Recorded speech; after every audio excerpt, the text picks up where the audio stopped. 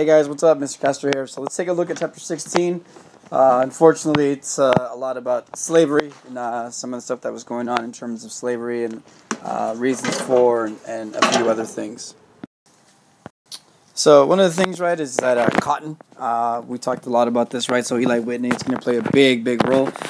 So 1793, invention of the cotton gin. Cotton was half of all U.S. exports after 1840. South produced half of the world's supply. British manufacturing depended on it. That's going to play a big role in terms of what's going to happen later on. So the 1850, the South, 1,733 wealthy families owned more than 100 slaves, provided political and social leadership. Again, this is nothing new. We've talked about this with the South. When it was tobacco, the same thing. These families produced the first-ranked statesmen, felt obligated to serve the public.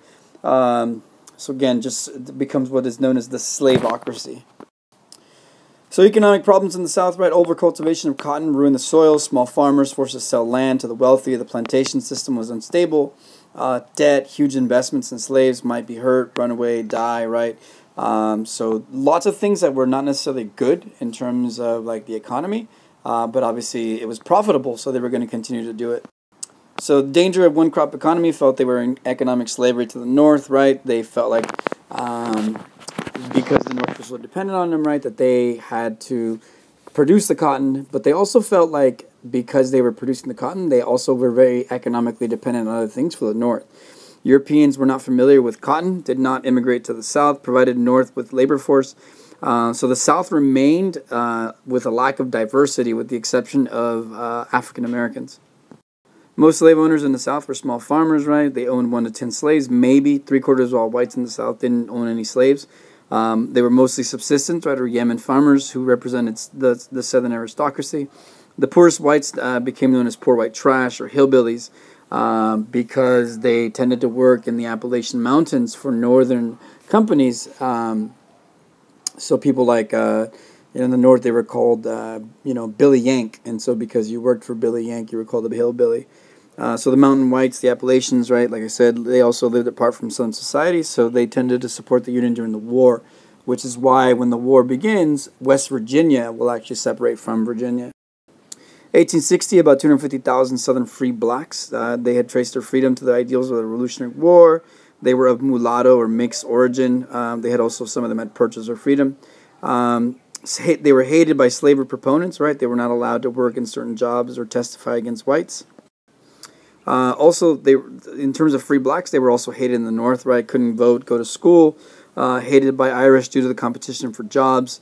Their treatment sometimes was worse in the North, right? Southerners liked individuals, but hated the race. We'll talk a little bit about that in class. Northerners professed that liked the race, just like the individuals, right? So again, love the race, hate the individual. 1860, 4 million slaves in the South, 4 times the amount of 1800. Congress had outlawed the importation in 1808 under the Three-Fifths Compromise, but some had still been smuggled. However, most of it was done to natural fertility. Slaves viewed as investments, right? They were spared some of the dangerous work, and you can see here some of the states that had the largest amounts of slaves. So cotton boom brought more slaves to what became known as the Deep South, South Carolina, Florida, Mississippi, Alabama, and Louisiana. Slave women often promised freedom if they could produce 10 babies. Slave auctions separated the families. Later we'll look at the theme of Uncle Tom's Cabin. Conditions of slavery varied greatly, but some commonality, right? There were no civil or political rights. Floggings were common, usually not savage beatings, because again, it was their investment. By 1860, most of the slaves were in the Black Belt of the Deep South, right? So the southern frontier, and you can see here, right? Texas, Louisiana, Alabama, Mississippi, Georgia, South Carolina, Florida. So most lived on large plantations with slave community. In some counties along the lower Mississippi River, slaves were 75% of the population. That's why, again, why you tend to see these heavy black populations today. Resulted in distinctive slave culture, unlike smaller plantations of Upper South, right? So you tended to see slave art, slave music sort of develop, right? Food, talk a little bit about comfort food. Slaves were barred from education, right? So 90% of the adults were illiterate. Responded to oppression by slowly working. Sometimes they would steal, sabotage, right? Sometimes even poisoning the master's foods. There were some really large examples of some rebellions we'll talk about in class. First was the Denmark Vesey one, and the Nat Turner one in 1831, but we'll talk about those in class. The first abolitionists were Quakers during the time of the Revolution, right? Which made sense. Because of the dislikes of blacks, though, some suggested that they should be sent back to Africa, some Americans. In 1817, the American Colonization Society was founded. And then in 1822, the Republic of Liberia was founded. And we'll talk a little about that today in class because that country still exists today. And it's one of the worst countries in terms of economic stability in Africa. 15,000 were sent by 1860. Most of the slaves to Americanize, and they stayed. The Second Great Awakening, like we talked about, also inspired many of the abolitionists in the 1830s. One man, Theodore Weld, he was the product of the Finney burned-over district, led what became known as the Lane Rebels, wrote American Slavery as It Is. William Lloyd Garrison, influenced by the Second Great Awakening, also published The Liberator, started the 30-year War of Words in Boston. We'll talk about Sojourner Truth and Walker, who also advocated for abolition. And of course, the most famous was Frederick Douglass, considered the greatest black abolitionist. Lectured widely, wrote autobiography. He used to work with Garrison, but they became very different in their views, and so they kind of went their own separate ways. 1831, after the defeat of the emancipation proposals in places like Virginia, the South moved to silence abolitionists. Slave states tightened the slave codes, prohibited emancipation of any kind. The 1831 Nat Turner Rebellion also spread many of the fears, and so it actually made it more difficult for the Southern slaves. Georgia offered $5,000 for the arrest conviction of William Lloyd Garrison. Nullification crisis also incited many of the Southern fears, right? The nullification with the tariff of 1828. Pro-slavery whites defended slavery as a positive, supported by the Bible, Aristotle. Africans rescued from the jungle to be civilized and Christianized was the argument. There was an argument that there was a master-slave relationship, that it was like family.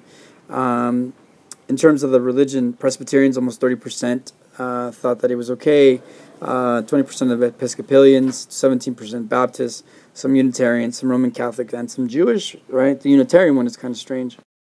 So Aristotle, right, first laid down his 4 propositions. Ruling and being ruled are necessary and beneficial, right? And so Aristotle was used as an argument by Southern aristocrats to profess slavery. And then in the Bible, there's this passage right from Leviticus. If you guys want, you can pause it when you're looking at this, but we'll talk a little bit about it in class. So again, there was an argument that their happy servants were better off than northern wage slaves. Southern reaction endangered free speech. Congress passed a gag resolution in 1836 in order to avoid talking about the issue of slavery.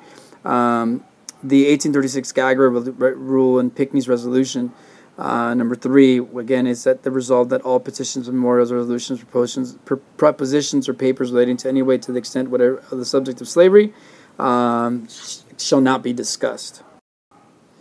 So the South resented abolitionist literature in the mail. They had protested. In 1835, the federal government ordered Southern postmaster to destroy abolitionist literature. Southern state officials could arrest postmasters that did not comply.